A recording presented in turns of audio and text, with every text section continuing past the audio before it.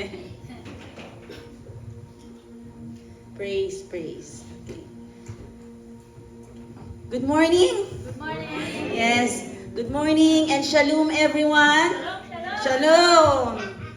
So, before anything else, can we just give a warm good morning sa ating mga katabi? Kamayan po natin mga kapatid. Ayan. Bless them. Praise God. Okay. So, our God is a good, good Father. Amen? And we praise Him for giving us another day to be in this place to worship Him in spirit and in truth. Amen? So, in Ecclesiastes chapter 3, verse 1, the Bible says, "To everything there is season, and a time to every purpose under heaven." Praise God. So, church, this is a beautiful reminder that our God is a King and the Master of all seasons. Do you agree? Amen. So, seasons may change, but our God is the same yesterday, today, and forever. So, whether we are in time of joy and in time of trial, God is in control. Amen? So, every season of our life has a purpose. And every moment is part of God's perfect plan. So, be still and know that God is in control. And today, church, it is our time to worship God, a time to give thanks to Him, amen? And a time to lift up the name of Jesus Christ. So, today, we have to open our hearts and be ready to receive the fresh revelations from the Lord, amen? So, may I request everyone to please rise? Let's open the celebration in prayer. Heavenly Father, we thank you for this beautiful Sunday morning. Thank you for your mercy and grace that are fresh every morning, Father God. Thank you for the strength that you've given us today and every day, and for the privilege to come together as one family in your presence. Lord, we humble our hearts and ask you to forgive us and cleanse us, Father God, for anything that is not right in our hearts today. Lord, we believe that you are the God of all seasons. You never change, Father God. Your timing is perfect, and you make everything beautiful in your perfect time. Lord, today we give you our very best worship that you deserve, Father God. Lord, we invite your Holy Spirit to move freely in this place. May your holy presence fill our hearts with your peace and joy. Lord, we ask you to please remove every distractions and prepare us to receive what you have in store for us today. Help us to focus to you alone, Father God. We lift up to you, Father God, Lord, the music team. Bless their voices, Father God, the instruments and the hearts as they led us in worship. May every song give glory to your name and draw us closer to you. Let your presence flow through the music that we will be singing today, Father God, touching every heart in this place. Lord, we also pray for Pastor Rafael, who will bring your word today. Lord, we pray that you anoint his lips, O God, and fill him with your wisdom and power. And let every word he speaks be guided by your Spirit and bring life, encouragement, Lord God, and transformation to everyone who are listening. Lord, we surrender this whole service to you, from the songs we sing to the message that we will be hearing, Father God, that may everything we do today, Lord God, bring honor and praise to your holy name. Lord, we give you all the glory, all the honor, and all the praise. In Jesus' mighty name we pray. Amen and amen. So church, today, you may sit down now, sorry. Today, Kelsey is going to sing for Jesus, and hope you will sing with her.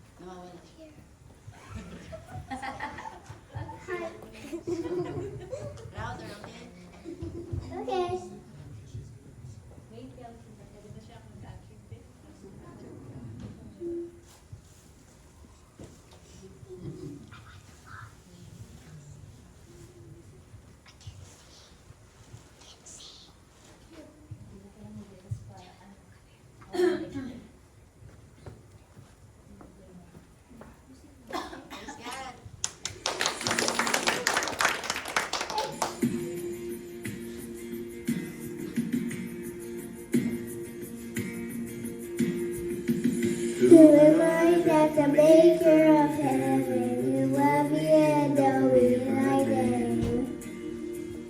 In a world where you feel like a stranger, His love came and found me the same. Each breath that I breathe, when I wake or I sleep, everything I need is found in you. Oh, in you, everything I need is found in you. Found in you, Jesus.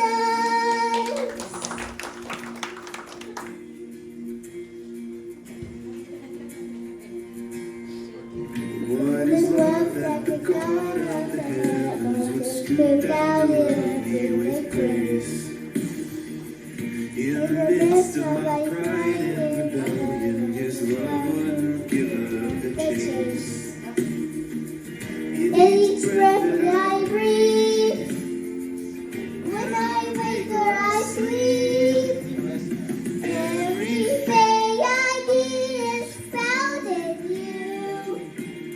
Oh, in you, everything I need is found in you. Found in you, Jesus. Everything I need is found in you. Oh, in you, everything I need is found in you. Found in you, Jesus. When I'm lost, when I'm scared, everywhere you are there. Everything that I need is made in you complete. Everything I need is found in you. All in you, everything I need is found in you. Oh, Jesus, everything I need is found in you.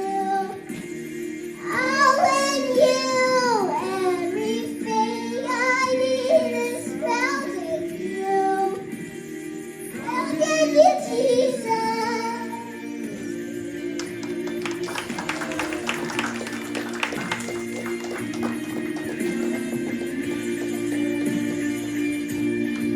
Thank you very much, Kelsey, for that wonderful presentation for Jesus.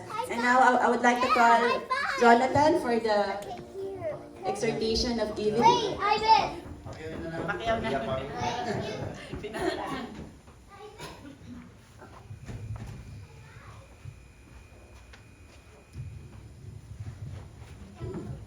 Gawin na namin ha. Amen. Isang mag-bless na hapon po sa ating lahat. You know what time is it now? It's giving time, right?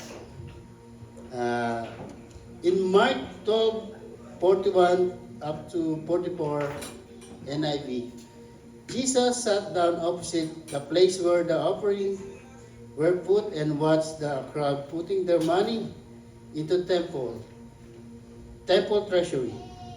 Many rich people threw in large amount, but a poor widow came and put 2 very small copper coins, worth only a few cents.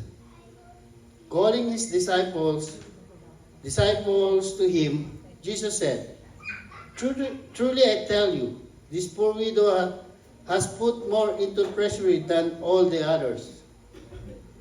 They all gave out of their wealth, but she, out of her poverty, put in everything, all she had to live.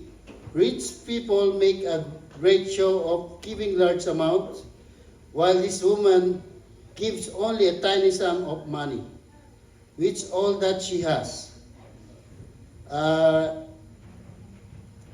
Ibig sabihin lang po, yung lahat na may bibigay ng babae, binigay niya po na kahit na wala na po matira sa kanya.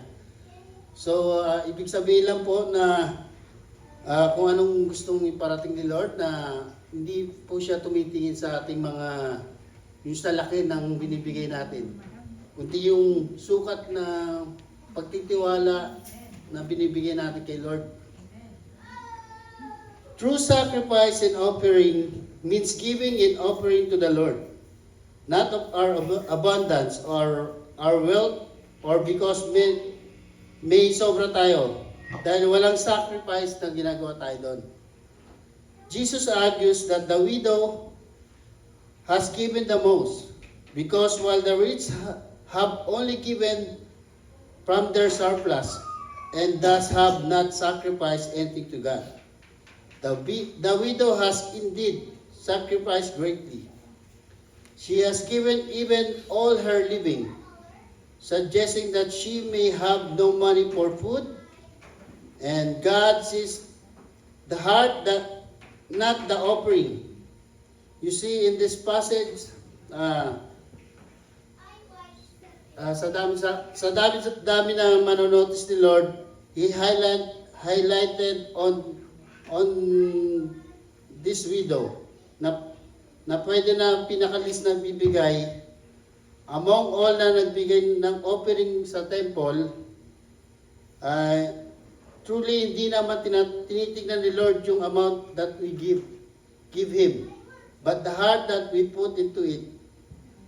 Aanin pa natin yung binibigay na yung laki if it's hindi saan natin sa puso, hindi tao sa puso. Mas mainam na wag na lang tayo magbigay, di ba? On 2 Corinthians 9,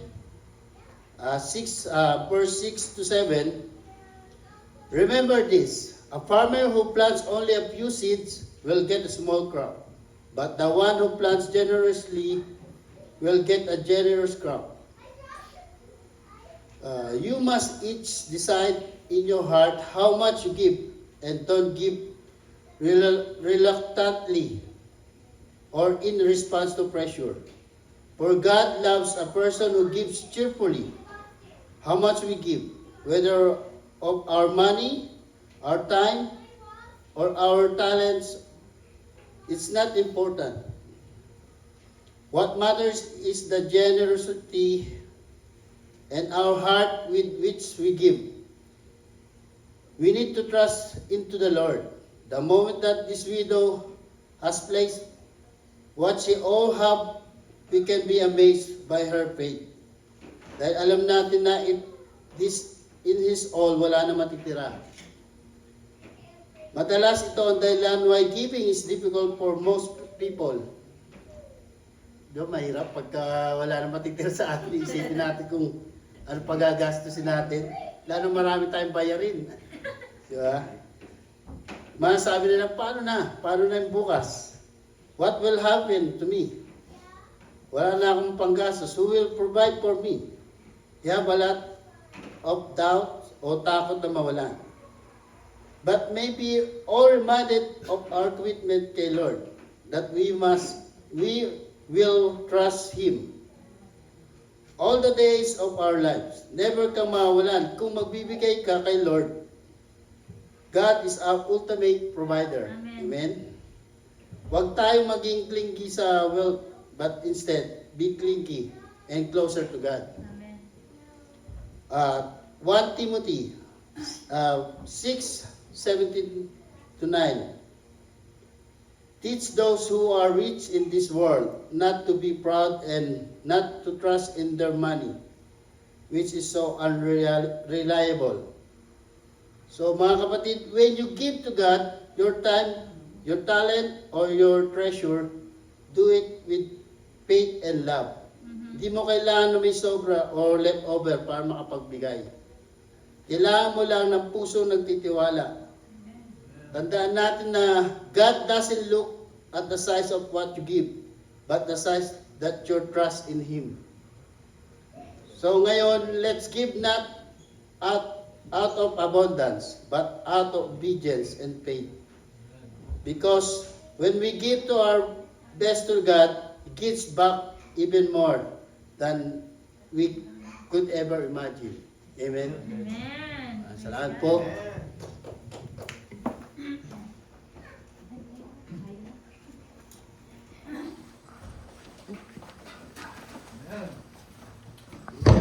Amen. So, good morning once again, church. Samahan niyo Morning. kami to give thanks and praise to our living God. As it says in Psalm 50 verse 14, offer to God a sacrifice of thanksgiving and perform your vows to the Most High. And it's really, really, really good to give thanks and praise to our living God. Amen? So let us all give our best offering. Let us sing from our heart, and let's all give it to Him.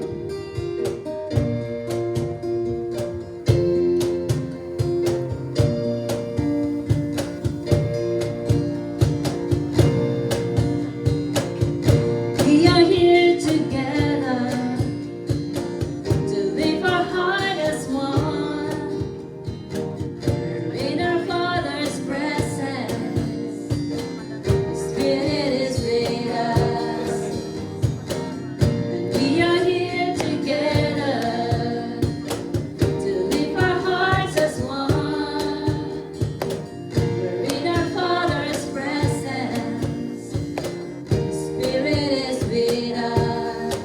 It is good to lift the name of the Lord our God. It is right to give Him thanks and praise.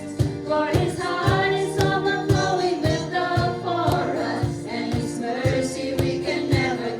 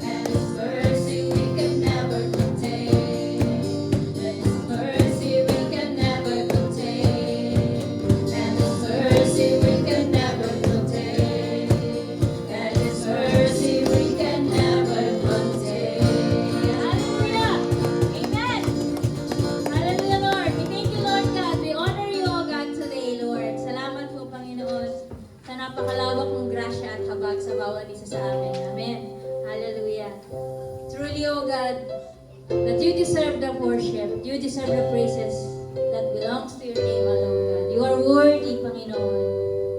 Hallelujah, Lord. For right at this moment, God, wala po kami ibang may balik sa iyo, Panginoon, kundi ang papuring pasasalamat, Lord, na nanggaling po sa aming mga puso, Panginoon. Have your way, O God, in this place. Have your way in our life, Lord God. Lord, ikaw po ang manakila, ikaw ang maluwalhati, O God. Yes, Jesus. So church, let's just offer worship song to our God. Let's just meditate this song. Angkinin natin yung lyrics ng mga songs na ito. Na let's treat this as our own prayer and our own worship to our living God. Yes, Jesus. Hallelujah, Jesus. Praise you, Jesus.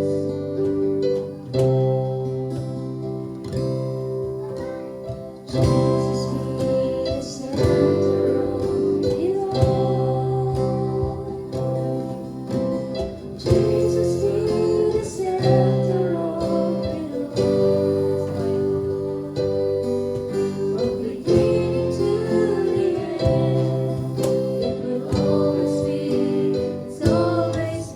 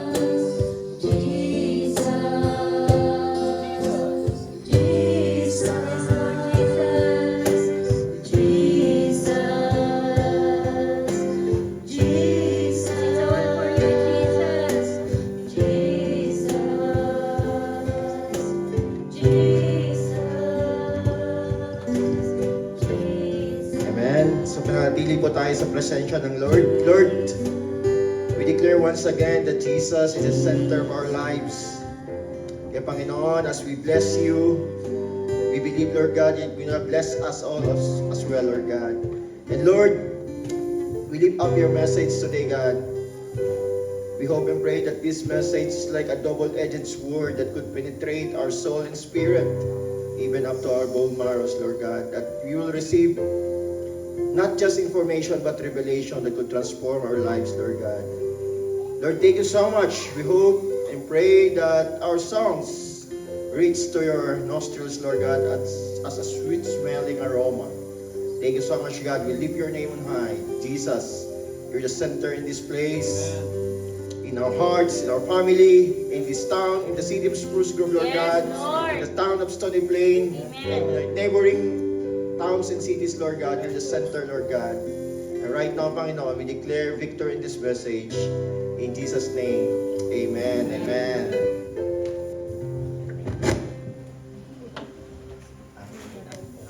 Praise, amen. Meron ako. Nans, pakikuha niyo yung slides ko.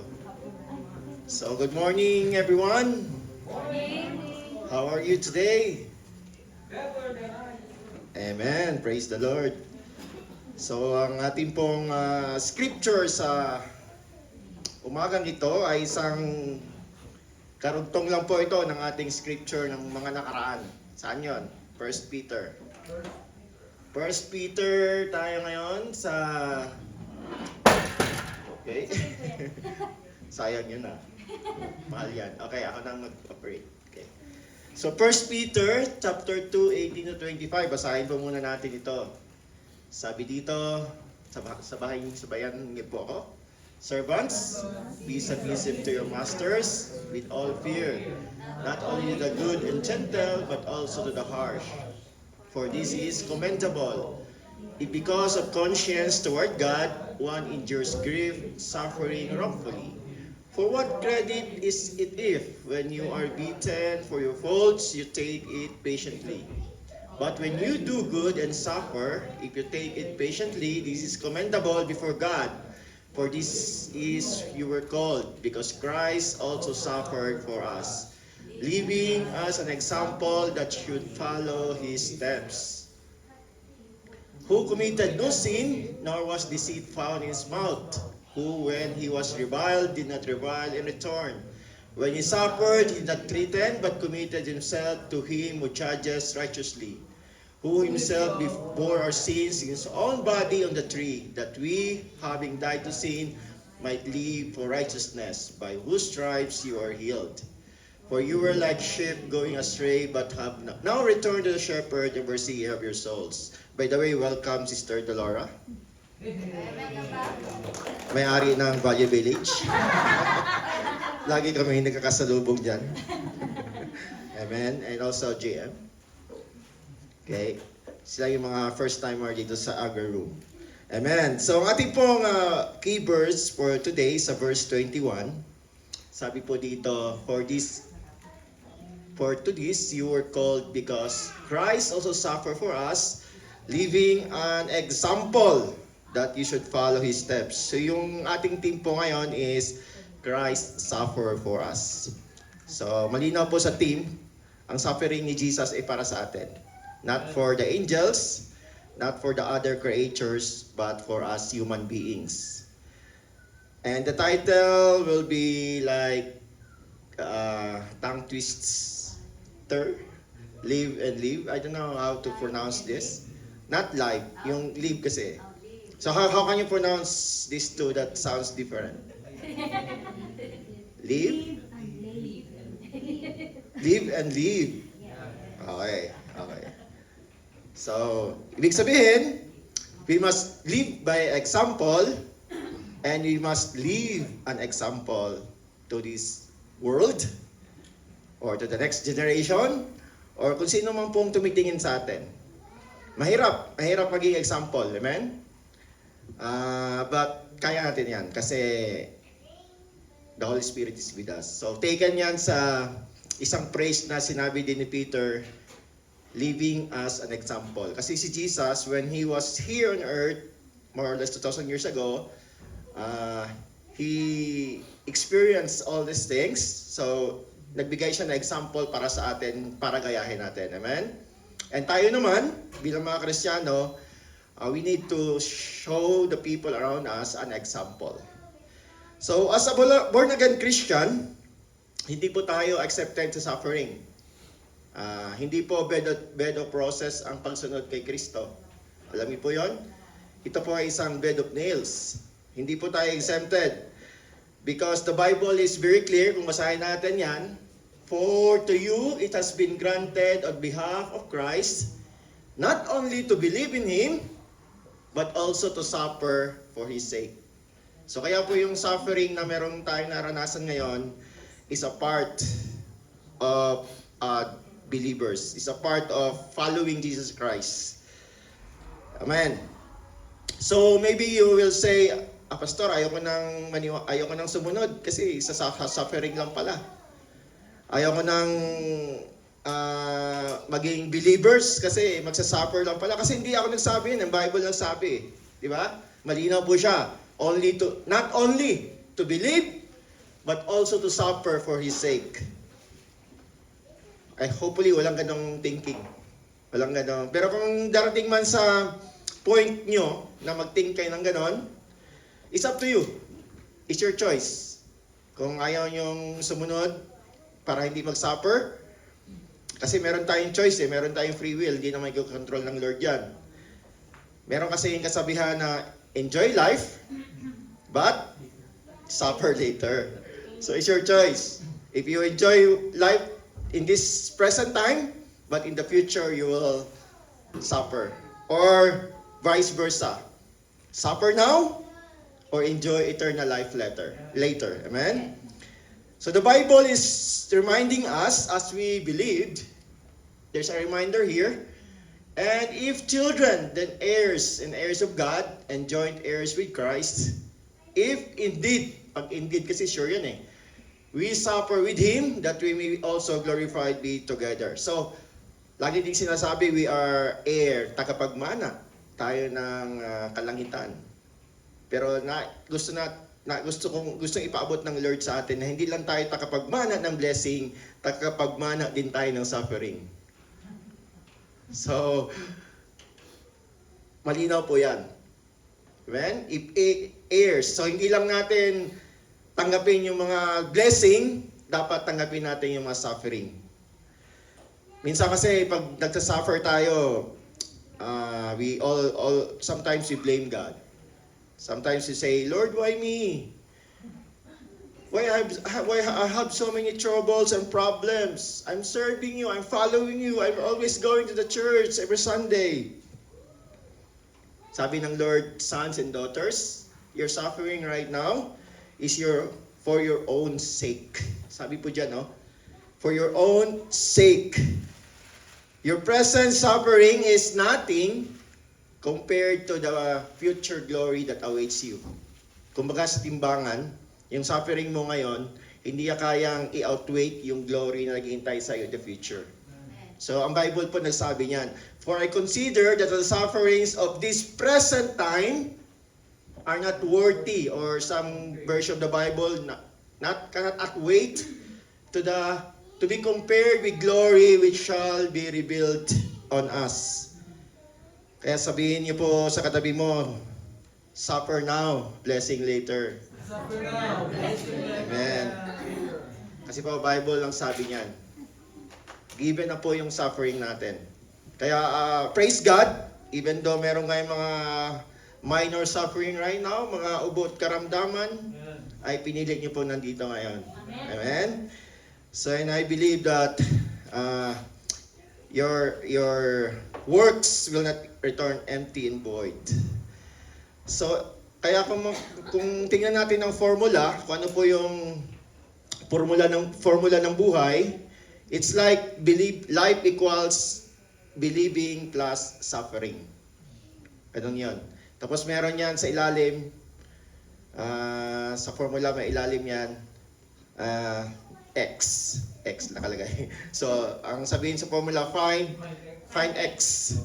Pero given na po yung believing and suffering. So, yung X na yon is example. Ibig sabihin, despite of the suffering hardships that we encountered in this present time, we must live by example and live an example to the people that always look unto us. Alam niyo ba yun? Na when you declare that you're a Christian in your workplace, lagi kang titingnan. Lagi kang binabantayan. Amen? Kasi po, you are a walking Bible, you are a living testimony. So, si Peter nagbigay po ng 3 points kung paano tayo, yung mga good practices bilang mga Kristiyano or Christian as we walk before the world. Then, hindi po limited sa 3. Ang Bible po ay so rich kung paano tayo mamuhay in this world. And also Paul, one of the greatest apostle, kung mabasa niyo sa Bible, he suffered a lot. He was stoned to death. He was shipwrecked. He was snake bitten. And he was in prison. And even meron siyang sakit karamdaman na lagi niyang pinipray na hindi ayaw tanggalin ng Lord. Yung kanyang sakit sa mata ba yun? And sabi niya, Lord, take away from me. But merong purpose yung mga ganun para sabi nga ng Lord, in your weaknesses, ano yun? Yung grace is sufficient for you. Amen? So para makita po yung grace ng Lord sa kanya. So kaya po, despite of the suffering of Paul, kasi si Paul is a lawyer, alam niya yung batas, but when he was converted, nag-iba yung kanyang mindset, di ba? Before, he is a persecutor of Christians, but now he was one of the being persecuted. Pero despite of that, sabi ni Paul sa atin, imitate me. Just imitate Christ. Amen? Sabi ni Paul sa ibang sa i-paraphrase natin, use your life as an example, as I use my life as an example. Amen? So, kaya nga ating title is Live and Live. Amen. Thanks, Sister Marian.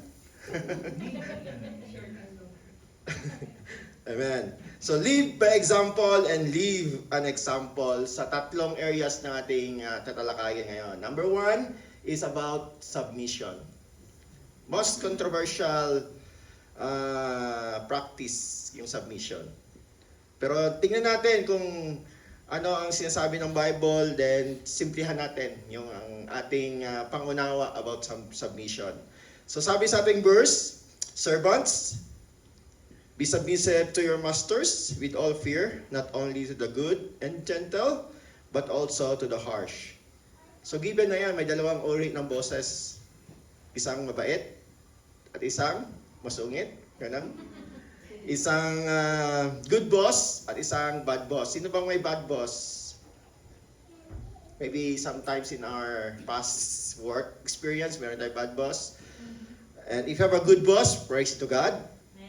So sabi nga ng Bible, be submissive to them. Huwag kayong mabuli pag sinawag kayong servants. Because we are servants of God. Amen? So be submissive to your masters. Ibig sabihin yung ating mga superior. Maybe yung may-ari ng company kung nakasalumuhan natin or yung ating supervisor. So submit or obey to them. Sa Tagalog, magpasakop or in simple term is to obey. So in this book of Peter, may 3 area na dapat tayo mag-obey or dapat tayo magpa-submit. So unang-una, yung sa ating, yung nandun kayo last Sunday, nabanggit na po itong submission, di ba? We submit to the rule of the land. Therefore, submit yourselves to every ordinance of men for the Lord's sake, whether to the king as supreme. So, number 1, we obey to we submit to our superiors sa workplace, and of course to the government of the land or the law of the land. At wala namang problema sa atin yan. As a Filipino, we are so good in submission sa law and rule of Canada. Amen? And also, another one, sa Peter, the most controversial is, wives, likewise, be submissive to your husbands. Amen? Maybe sa mga husband, ito laging ginagamit natin. Na, hey, nakalagay sa Bible, submit to me. Amen? So, we always quoted this scripture, not knowing that this kind of submission is mutual. As our wives submit to us, we must submit to them. Kasi malinaw po sa Bible, husbands, yung word na likewise. Di ba pag sabihan kayo, good morning, ano sabihin mo? Likewise. Right? So likewise, submit to your wives. Ang problema, may karugtong pa. Sa atin, submit lang. Pero sa ating mga husband, sabi, dwell with them with understanding, giving honor to the wife. Amen. So, ibig sabihin, husband, not only submit, but understand and respect. Because, why? Because we are stronger than our wives. Wives, agree pa kayo? Now we are stronger than you. Ang Bible po nagsabi, sige nga, basahin natin. Hindi ko na sinulat, pero ang karugtong niyan, ang karugtong kasi niyan, 1 Peter 3:7, giving honor to the wife as the weaker vessel. So, pero parang life is like unfair. Because sometimes if we celebrated anniversary, maybe those husbands can relate on me. Wala si Lani dito, kaya pwede ako salita. During anniversaries or ano ba yung mga celebration, Valentine's, ba't lagi silang deserving na bigyan ng regalo, yung mga wives? Eh tayo hindi tayo nakaka-receive. Kaya sabi ko minsan sa wife ko, parang unfair kaya. Unfair ata. Kayo lang laging nabibigyan, kami hindi. Yan. Yung pala sagot doon. Kasi submission, understanding, plus respect. Sabi nga sa isang kasabihan, a happy wife is a happy life. Amen. Kumabantra si Mr. Mariana. So as we practice submission, and sabi nga ni Jesus, He leave an example. So ma-question natin, did Jesus leave an example for us in the area of submission? Of course. Of course. Even up to the point of death, ang submission ni Jesus. Amen? So kung basahin natin yung isa sa mga story sa Bible, in the garden, Father, if it is your will, take this cup away from me. Nevertheless, not my will, but yours be done. So, even to the point of death. Kasi before siya pinako dito eh. He's 100% man. Ayaw niya sanang mag-suffer, but nag-submit siya sa gusto ng Ama. Amen? So yan po yung ating great example, si Jesus. So kung simplify natin ang meaning ng submission, pag sinabi kasing sub, di ba alam nyo kung meron kayong nag-cleaning kayo sa isang company, minsan subcontract na kayo eh. Meron pang isang, sa daycare, sub na kayo eh. Meron pang sa ibabaw eh. Di ba? Sub, so under. So yan po yung submission is a two-word. Sub, under, mission. So, ang ibig sabihin po, submitting to God's mission. Ang ibig pong sabihin ng submission, yung simplest term or understanding ng submission. Amen? And every time we submit, isipin natin meron tayong mission. Anong mission natin? Soul winning. Ito po yung mission ng Lord, ng God. Hindi ito yung isa sa mga mission niya na hindi natapos at ipinasa sa atin. The Great Commission. So every time we submit, isipin natin, ginagawa ko to para ma-win ko ang soul, ma-win ko ang soul. At mag-iwan ako ng example sa maybe sa katrabaho ko, despite the harsh bosses that we have ay nagsasubmit ako sa kanya. To win their soul and to win the soul, hopefully, na nakakataas sa atin. Amen? So submitting to God's mission to win soul. Yan po ibig sabihin ng submission. Kasi sabi ni Pablo, si Pablo kaya mag-adjust eh. Kung sabi dito, nag-adjust siya eh. To the weak, I became as a weak. I might win the weak. Di ba? Nag-adjust siya. I have become all things to all men that I might by all means save some. Now this I do for the gospel's sake, that I may be partaker of with you. So dapat mag-adjust tayo sa ating maybe sa working environment natin. Kung merong mahina, kung maka-emphasize tayo sa kanila, so maybe we can win them. Amen? So yan po yun. Kaya po, as we submit to the government, to our superior, and to our spouses, lagi nating isipin na meron tayong mission to win soul. Kasi po ang submission, ang antonym po niyan is pride. Ang nearest synonym naman niya is humility. So ang Bible nagsabi, and I believe, James 4:6, God resists the proud, but gives grace to the humble. Kaya sabihin nyo sa katabi nyo, be humble and be submissive. Amen. So every time we submit, malinaw po sa nakalagay doon, we become partaker of the gospel. Kasi lagi niyong isipin, ating buhay is to win soul, to win soul. Si Pablo, lagi niya sinasabi. Amen? So number 2, good practice is about or in the area of endurance. Sabi po ng ating scripture, for this is commendable, ibig sabihin na praiseworthy. Because of conscience toward God, one who endures grief, suffering wrongfully. For what credit is it if when you are beaten for your faults, you take it patiently, but when you do good and suffer, if you take it patiently, this is commendable before God. Kasi dalawa pong bagay ang source ng suffering.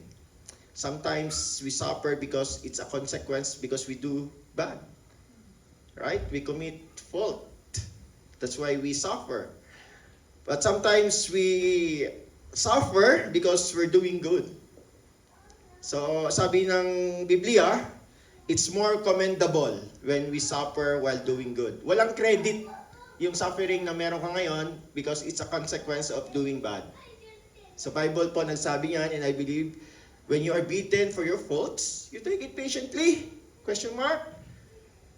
Right? For what credit is it? No credit. But it's more commendable. Kung baka sa workplace niyo, people will do wrong at you, but you have nothing bad. Wala kang ginawang mali, wala kang ginawang masama, but they are just giving you some false reports. Then you suffer, it's okay. It's commendable before God. Amen? Every time we suffer for doing right, kumbaga, we are not stepping backward, but we are walking in the footprints of the Lord Jesus Christ. Kasi when we suffer for doing good, it's not meaningless. It's called ministry. Amen? And Jesus, who endured so much, and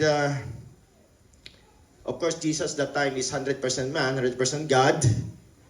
He said in His word that is so famous in Matthew 24:13, Jesus is saying this to us. It's a good motivation for us. He said, or ibig sabihin pala ng endurance is matiisin or to persevere. So sabi ni Jesus mismo sa atin, for those or he or she who endures to the end shall be saved. Amen? So meaning, from this verse, pwede nating simplihan ang ibig sabihin ng endurance.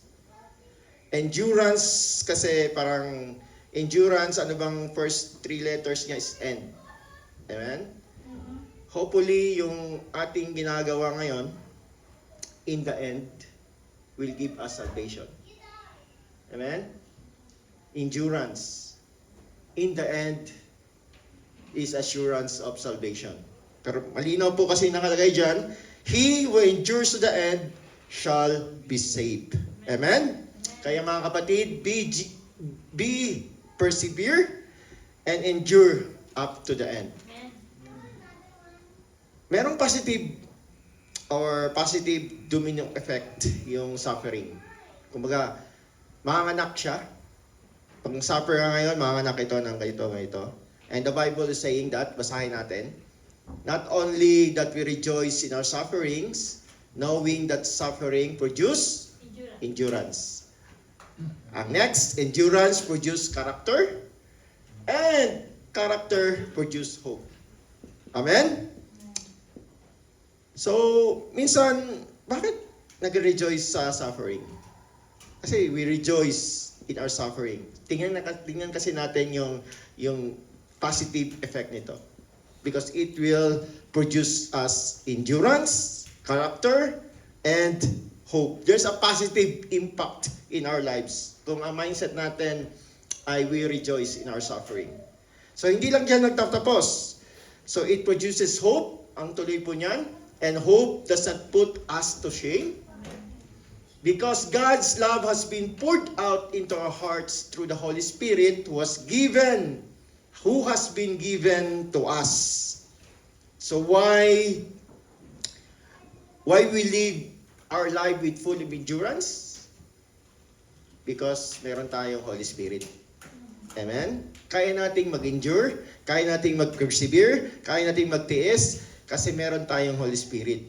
And the Bible is saying to and reminding us once again, greater is He that who is in you than who is in the world. And that's the Holy Spirit.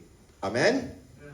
So let's see, of course alam na natin yung how Jesus endured, but let's be reminded in Romans 12:2, sabi po dito, looking unto Jesus, the author and finisher of our faith, who for joy that was set before Him, endured the cross, despising the shame.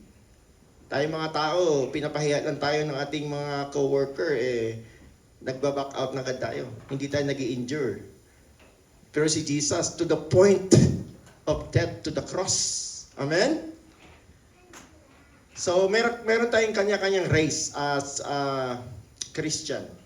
Merong race siguro na smooth, merong race na tough, merong race na rough. Amen? Pero ang race ni Jesus, mas tougher, mas mahirap. Amen? Kasi cross ang kanyang destination. So, if you compare the cross and between the race that's set before us, mas easy ang sa atin. Amen? I-compare natin yung pinagdaanan ni Jesus Christ compare sa ating pinagdaanan ngayon. Wala pa yan sa kalingkingan. Amen? That's why, my brothers and sisters, sabi ng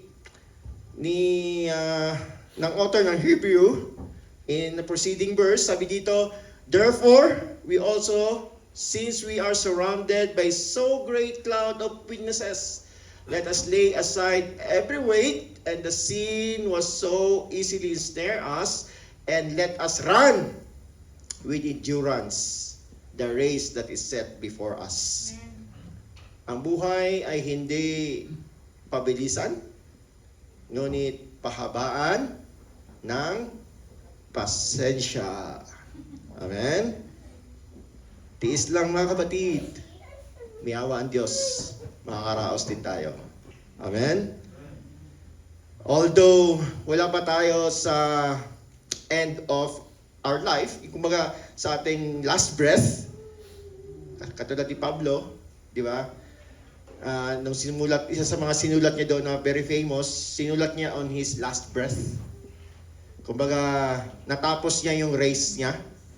Kaya ang sinabi dito sa 2 Timothy, I have fought a good fight. Past tense na siya. I have finished the race. I have kept the faith. Ito po yung indicators ng endurance. And Paul is one of the best example of endurance. Second to Jesus Christ. He fought the good fight, finished the race, and kept the faith. So, as Christians right now, in this generation, we can check if we live in endurance. If we are keep fighting the good fight of faith, if we're still running the race, and we're keeping our faith. Amen?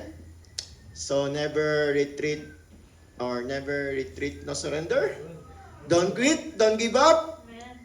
Instead, repent, recommit, resurrender, and endure up to the end. Amen?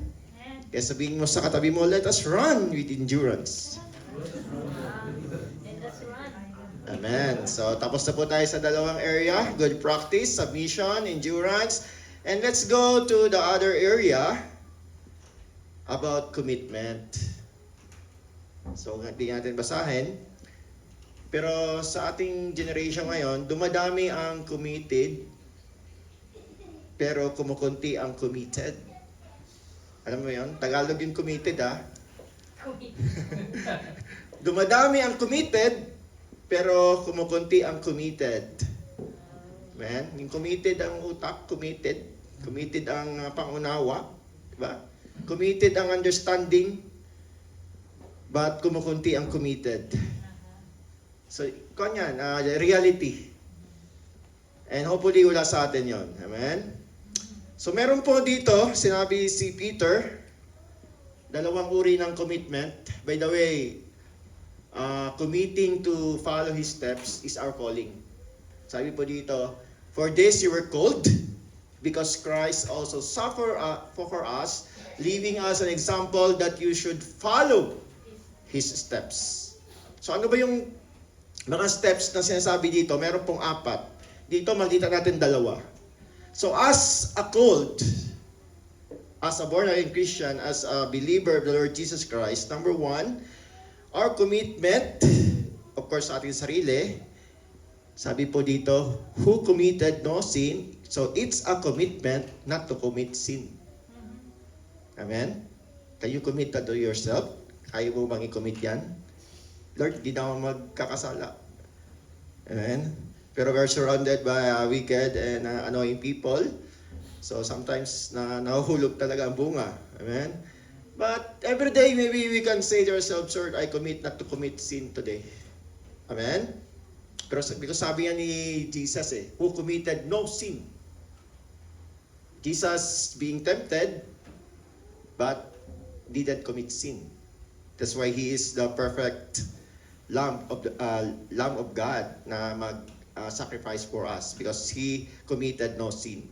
So as Jesus is our example, let's always commit that we will not commit sin. Kumbaga, i-check natin sa sarili natin yan that starting today or tomorrow or later, I commit not to commit sin. Amen? And last commitment is commitment to honesty.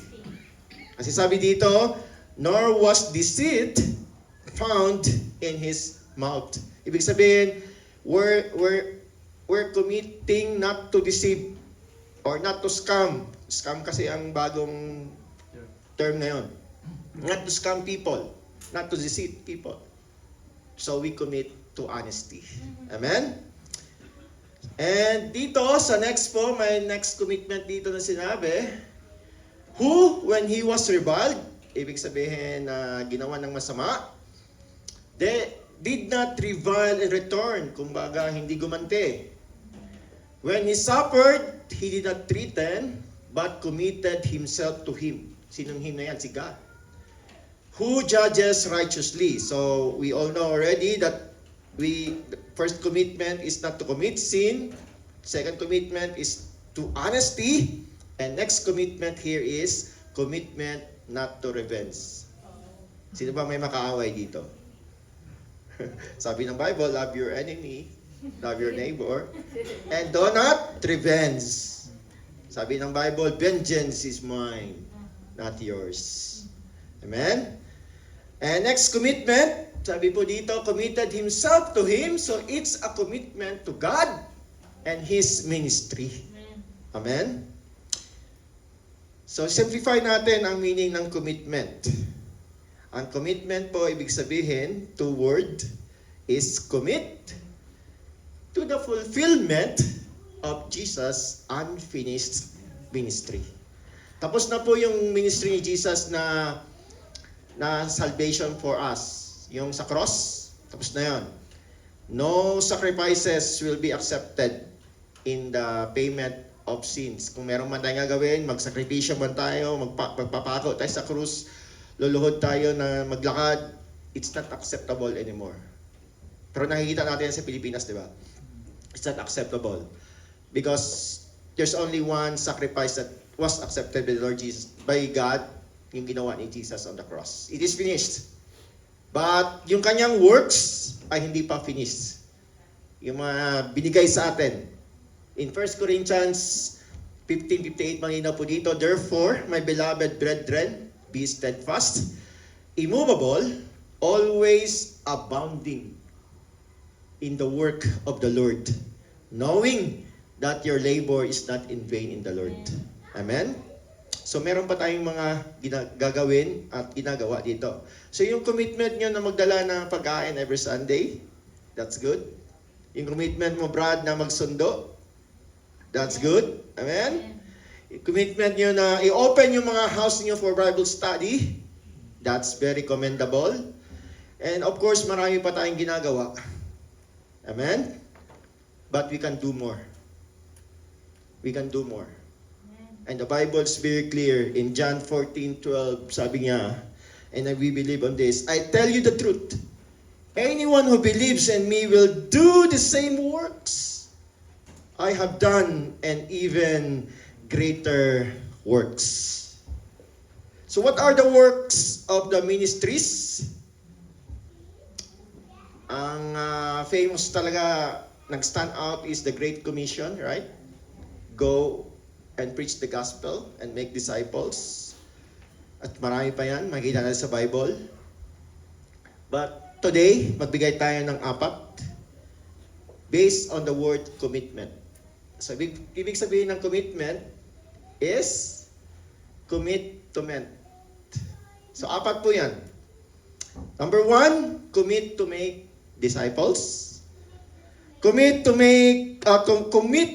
to engage in church ministries. So open po ang mga ministry. Yung mga first time na dumalo ngayon, approach lang kayo. Maraming mga ministry na open. Hopefully you engage to the ministries to discover the talent that meron ka ngayon.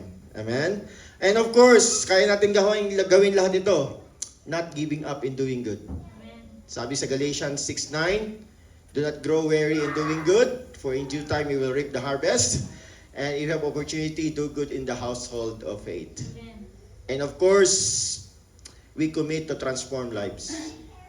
We cannot transform lives, but the Holy Spirit will gonna use us to transform lives. Amen? So yan po yung mga hopefully makommit natin sa ating sarili in small steps. Hindi naman kailangan ng Lord ng bigger steps. Kuan lang, dandahan. Amen?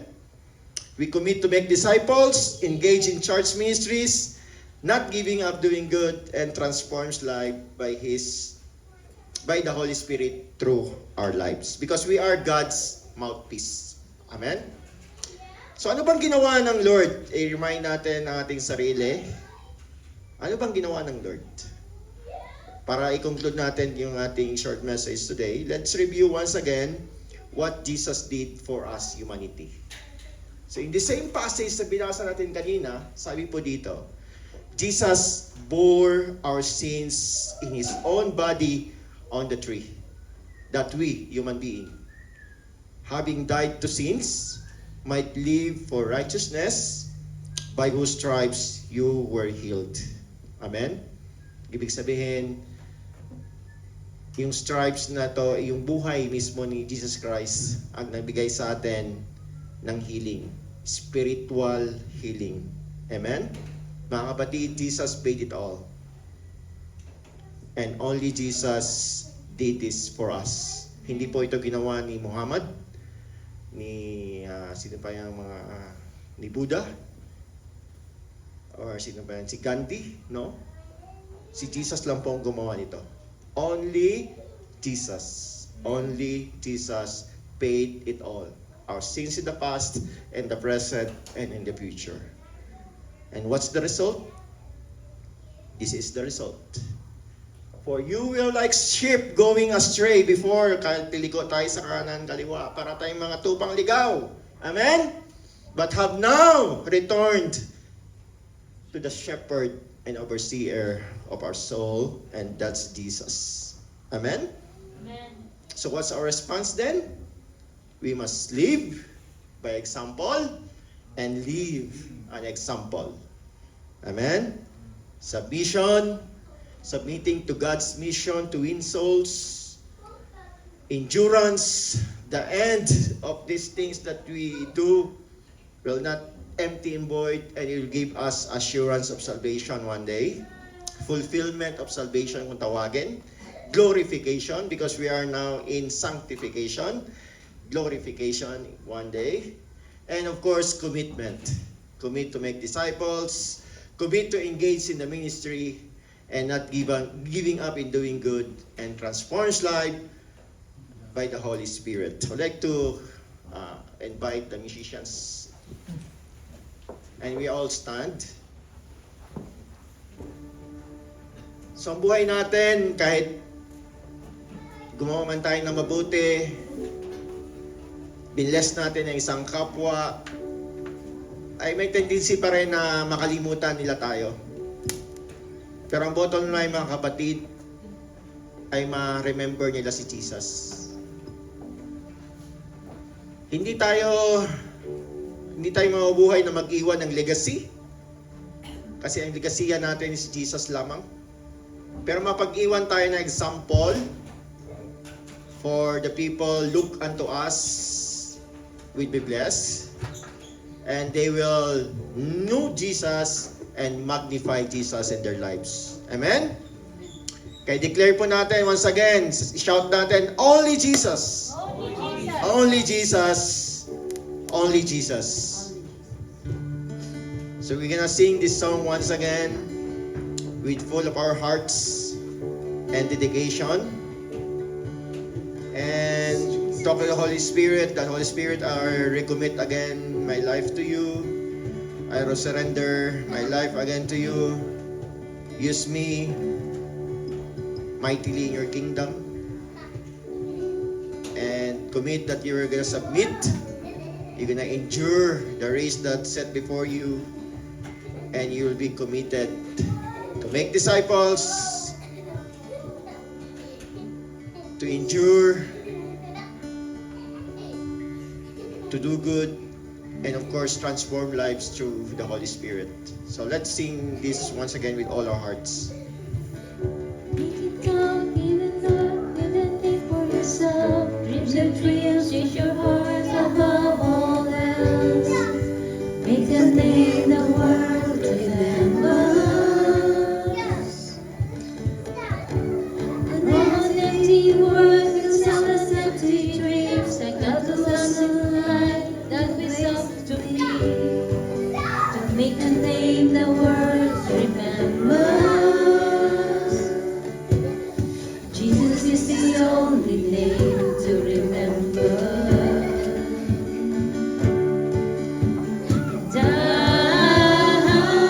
I don't wanna be your legacy. I don't care if they remember me.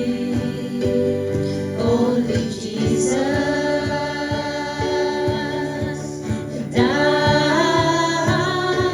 I've only got one life to live. I'll let every second point to Him. Only Jesus. All the kingdoms fell, all the trophies won, would crumble into dust when it's said and done. The soul that really mattered. Did I live the truth to the ones I love? Was the life the proof whose name will last forever. And I don't wanna leave a legacy. I don't care if they remember me.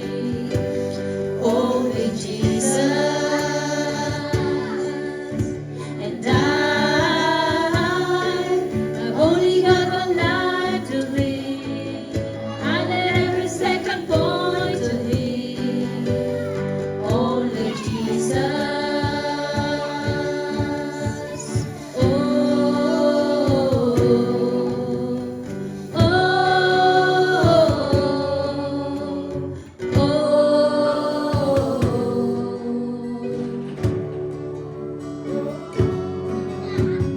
Jesus is the only way. Jesus is the only name. Jesus is the only name to remember. Oh, Jesus is the only name. Jesus is the only name. Jesus is the only name to remember. Oh, Jesus is the only name. Jesus is the only name. Jesus is the only name to remember. And I don't wanna live a legacy. I don't care if they remember me. Only Jesus. And I've only got one life to live. I let every second point to Him. Only Jesus. And I don't wanna leave a legacy. I don't care if they remember me. Only Jesus. And I've only got one life to live. I let every second point to Him. Only Jesus. Amen. Praise the Lord.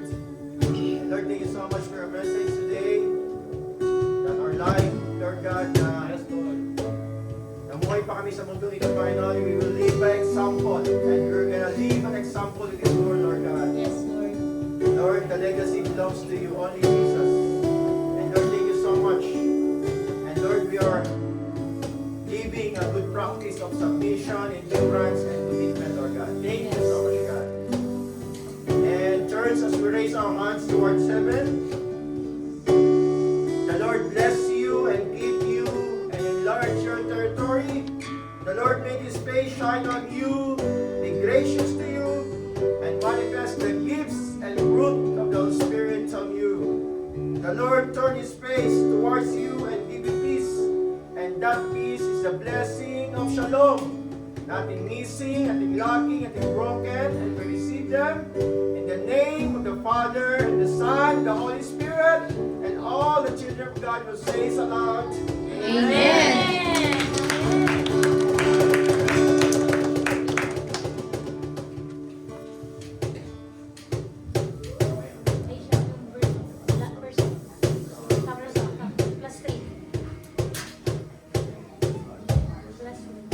Amen. So, sige, for the last time, let's all offer our praises to our living God. Hallelujah.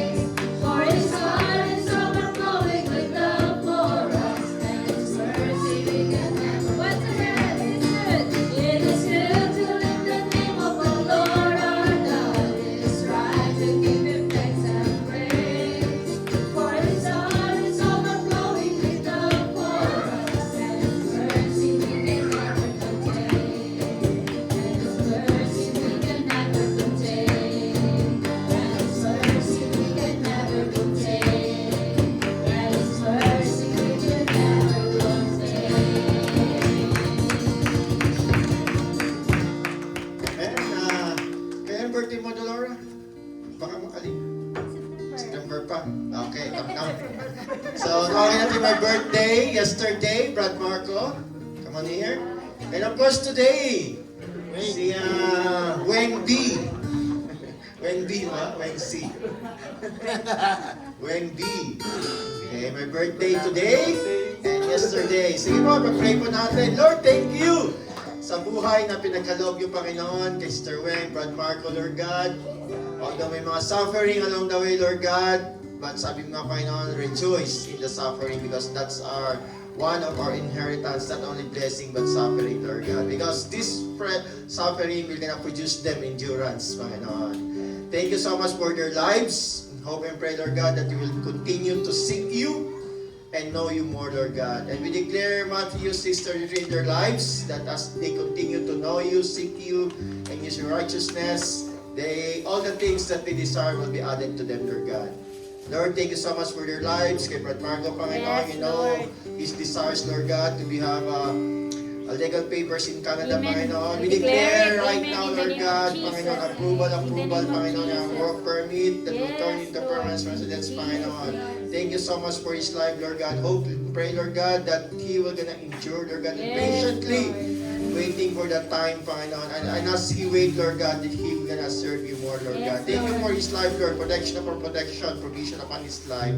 And kay Sister Weng, Lord God, thank you so much for granting one of her requests, Panginoon. And I know marami pa siyang request sa buhay, Lord God. And it will be given to her, Lord God, in perfect Yes, time, Lord, in Panginoon. Thank you so Jesus' much for her life to commit, Lord God, in the music team, Panginoon. Lord, Amen. hope and pray that marami po mga kaluluwa, Panginoon, na kanyang ma-invite, kanyang even ma-evangelize, Lord God, ma-share ng iyong blessing, Panginoon. Thank you so much for your life, Sir Wayne, Brad Marco. In Jesus' name, Amen.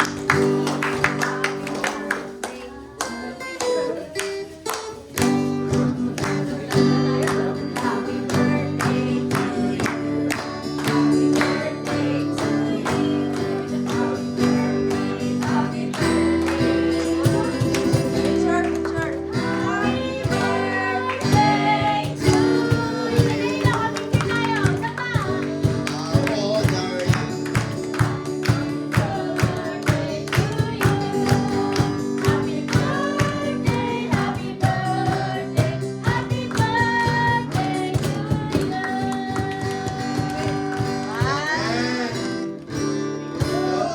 And of course, another celebration is the anniversary of Sister Mariam, who is always submitting to her husband. Come on. Anniversary, wedding anniversary, how many years? Road to forever. 12, the road to forever. Lord, thank you so much for the life of Sister Marian and Brad Michael, Lord God. We always pray, Lord God, that you will always be the center of the relationship, Panginoon. Thank you so much for this couple. Indeed, Lord God, they always be a blessing on this church, Panginoon. Continue to bless them. So not only in the church that they will be a blessing, they will be a blessing to the community as well, Lord God. Thank you so much for their lives. And we hope and pray, Lord God, that they will continue to serve you, Panginoon, in the way that you gonna lead them to do, Panginoon. Thank you so much for your lives. Continue to bless the whole Masi family, even EJ, Lord God.